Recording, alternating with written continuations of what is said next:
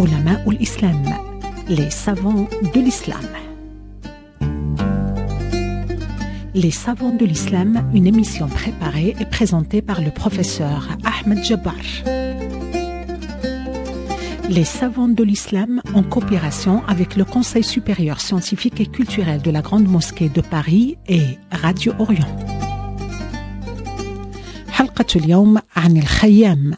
Aujourd'hui, je vais essayer de vous raconter ce qui nous est parvenu sur la vie d'un homme de science qui est beaucoup plus connu comme poète que comme astronome, philosophe ou mathématicien.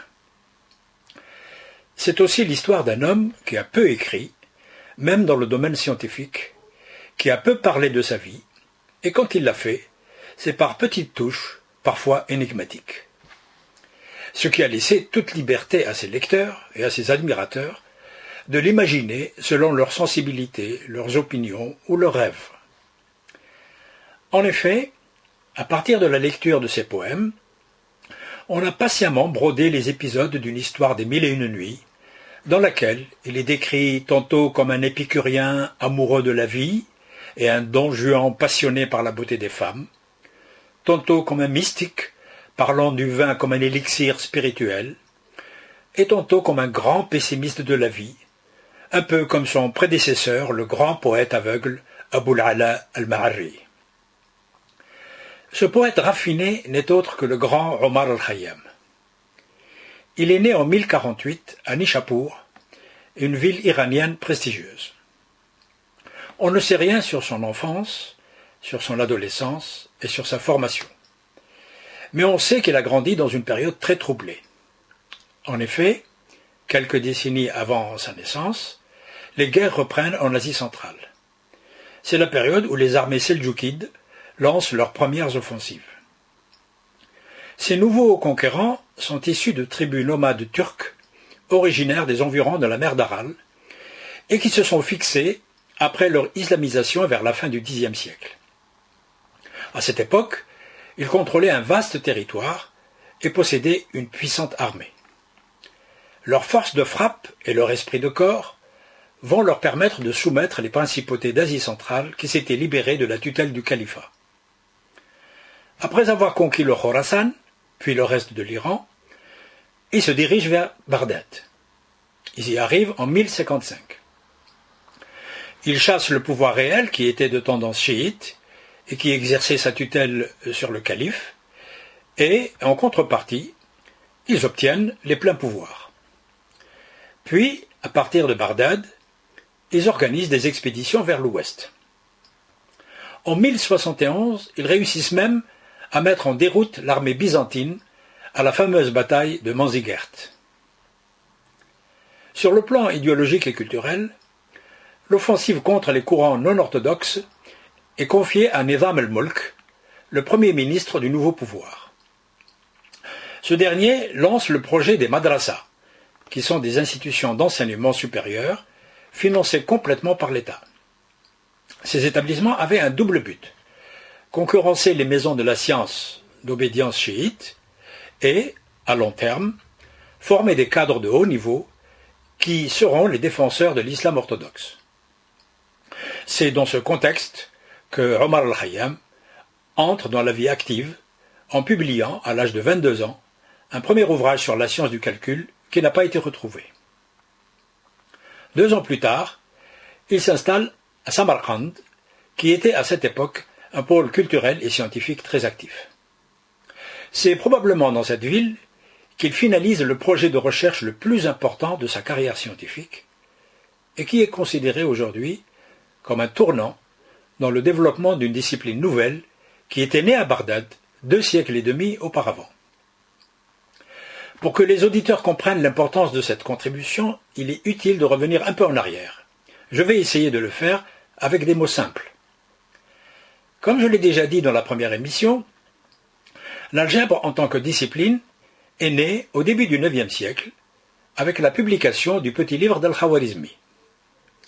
Les outils qui y sont exposés permettent de résoudre de nombreux problèmes de la vie de tous les jours, à condition de les exprimer sous forme d'équations. Cette opération aboutit à une équation du premier degré ou du second degré. Si c'est le cas, on peut résoudre facilement le problème. Par contre, si l'opération aboutit à une équation du troisième degré ou plus, il faut trouver d'autres outils pour obtenir la solution. Mais comme ces équations du troisième type étaient nombreuses, 14 exactement, on n'arrivait pas à trouver une méthode générale pour les résoudre toutes. Sur ce plan, la situation n'avait pas évolué pendant 2 siècles, jusqu'à l'époque de Omar al-Khayyam. Ce dernier finit par élaborer, pour la première fois, une méthode générale qui utilise les ellipses, les paraboles et les hyperboles, des courbes plus compliquées que la droite et le cercle. Le seul moment où Al-Khayyam parle de lui, explicitement, c'est lorsqu'il évoque cette période de grande créativité, en se plaignant des conditions difficiles dans lesquelles il a fait ses recherches. Voici ce qu'il dit. Nous nous trouvons éprouvés par le dépérissement des hommes de science, à l'exception d'un groupe en nombre aussi petit que ses afflictions sont grandes, et dont le souci est de saisir le temps au vol pour se consacrer cependant à l'achèvement et au perfectionnement de la science. Vers l'année 1073, la situation de notre savant s'améliore à la faveur de l'accession au pouvoir du Seldjoukide Malik Shah. Il s'installe alors à Ispahan, autre centre culturel prestigieux, et il y reste environ 18 ans, au cours desquels il se consacre essentiellement aux sciences et à la philosophie.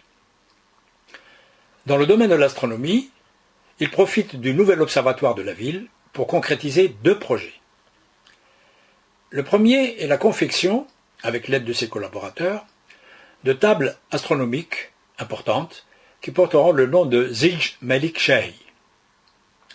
Le second, qu'il achève vers 1079, concerne la réforme du calendrier. Le sien est basé sur un cycle de 33 ans, avec 366 jours pour certaines années, ce qui permettait d'avoir comme différence, avec le calendrier solaire, d'un jour tous les 5000 ans, au lieu d'un jour tous les 3333 ans avec le calendrier grégorien. Donc c'était un gain très appréciable. En mathématiques, il publie un traité dans lequel il fait le point, à l'aide de démarches originales, sur 2 théories difficiles, héritées de la tradition grecque, et qui n'avaient pas eu encore de solution satisfaisante dans la tradition arabe. Ces 2 théories sont, la première, le postulat des parallèles, et la seconde, les rapports de grandeur. À partir de 1080, il publie une série de textes sur différents sujets philosophiques débattus à son époque et qui s'inscrivent dans le prolongement des travaux d'Ibn Sina et de ses commentateurs. Parmi les questions qu'il a étudiées, il y a l'universalité de l'être, la nécessité de la contradiction, la nécessité du déterminisme, etc. Les spécialistes datent de cette époque la rédaction par Al-Khayyam de ces fameux quatrains, dont le nombre ne devait pas dépasser quelques dizaines, mais qui ont eu tant de succès, déjà à son époque, dans l'espace musulman, que leur nombre a été multiplié par 2 grâce au savoir-faire de quelques faussaires ou de quelques admirateurs inconditionnels du poète. Après l'assassinat du premier ministre Nizam al-Mulk en 1092, suivi de la mort de Malik Shah, 1 mois plus tard, à la suite peut-être d'un empoisonnement, la deuxième femme de ce dernier prend le pouvoir. Al-Khayyam voit alors sa situation se dégrader. Les subventions pour financer les activités de l'observatoire sont supprimées et, sur un plan plus personnel, il devient, nous dit-on, la cible des attaques de certains milieux dogmatiques de la cour qui l'accusent d'incroyance. Quelques années plus tard, Al-Khayyam revient à Nishapur, sa ville natale, où il poursuit ses activités scientifiques jusqu'en 1131, l'année de sa mort. Son tombeau est aujourd'hui dans un superbe jardin de la ville, ouvert aux visiteurs. Le monument a été conçu par son architecte comme un entrelacement de courbes géométriques, exactement celle qu'il a utilisée pour établir pour la première fois sa théorie des équations cubiques. Mais pendant longtemps, sa tombe était dans un modeste cimetière de la ville. Après la mort du savant, un de ses étudiants, mêlant à la fois l'émotion et l'extrapolation de l'élève doué et fidèle, évoquera son professeur en ces termes. J'ai entendu Omar al-Khayyam dire « Lorsque je mourrai, ma tombe sera dans un lieu sur lequel soufflera la brise du nord et s'amoncelleront les fleurs et les roses. » Puis, un jour, j'ai appris que la terre avait, depuis 4 ans, enseveli cet homme immense, laissant orphelin le monde ici-bas. Comme il avait sur moi le droit du professeur, je suis allé visiter sa tombe. Autour d'elle avaient poussé des abricotiers qui étaient en fleurs, et les fleurs s'étaient amoncelées sur sa tombe jusqu'à la recouvrir. Alors je me suis souvenu de ce qu'il avait dit, et je me suis mis à pleurer.